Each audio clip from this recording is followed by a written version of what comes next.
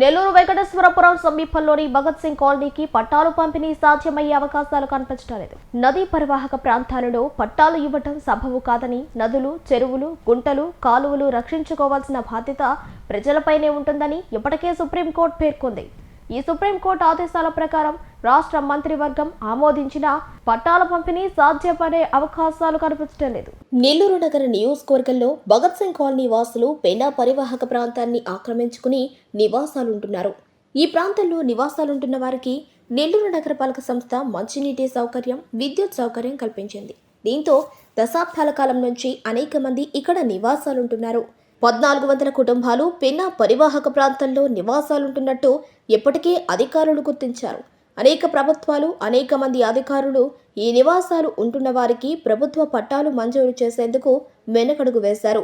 అయితే ప్రస్తుత సిటీ నియోజకవర్గానికి ప్రాతినిధ్యం వహిస్తున్న రాష్ట్ర పురపాలక శాఖ మంత్రి పొంగూరు నారాయణ ఒక అడుగు ముందుకు వేసి భగత్ సింగ్ కాలనీ వాసుల చిరకాల కోరిక నెరవేర్చేందుకు కేబినెట్లో ఆమోదం తెలిపారు.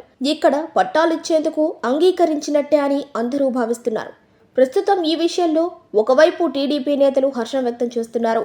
అయితే మేధావులు మాత్రం భగత్ సింగ్ కాలనీకి పట్టాలు ఇవ్వటం అసలు జరగని పని అని పెదవి విరుస్తున్నారు. సుప్రీంకోర్టు నదులు, చెరువులు, కాలువలు, పరివాహక ప్రాంతాన్ని పరిరక్షించాల్సిన బాధ్యత అందరిపై ఉందని హెచ్చరికలు జారీ చేసింది. గతంలో భుజభుజ నెల్లూరు ప్రాంతంలో చెరువులో కాంగ్రెస్ ప్రభుత్వంలో శిల్పారామం ఏర్పాటుకు టెండర్లు పిలిచి కాంట్రాక్టర్ కొంతమేరకు పని కూడా చేశారు.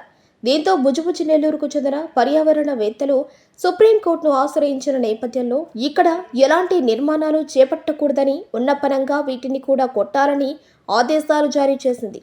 నెల్లూరు పాత మున్సిపల్ కార్యాలయాన్ని ఆనుకుని పొట్టేపాలెం వరకు పెన్నా పరివాహక ప్రాంతంగా గుర్తించారు. పుత్తా ఎస్టేట్ ప్రాంతాన్ని కూడా నదీ పరివాహక ప్రాంతంగా గుర్తించి ఇంతవరకు ఏ అధికారి పట్టాలివ్వలేదు. జీవోఎంఎస్ నెంబర్ 119/2017 ప్రకారం ఈ జీవోలో 106వ పేజీలోని 11వ పాయింట్లోని D1 ప్రకారం నదీ పరివాహక ప్రాంతానికి 100 మీటర్ల దూరంలో ఎలాంటి కట్టడాలు చేపట్టకూడదన్న నిబంధన ఉంది.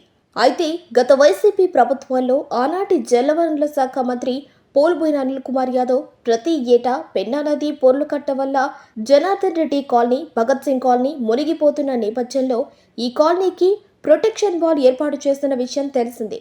ఈ సందర్భంగా ప్రొటెక్షన్ వాల్కు ఆనుకుని ఇక్కడ నివాసం ఉంటున్న భగత్ సింగ్ కాలనీ వాసులకు పొజిషన్ సర్టిఫికేట్ సుమారు 3500 మందికి ఇప్పించినా ఇది చట్టవిరుద్ధమే అని న్యాయ నిపుణుల భావన.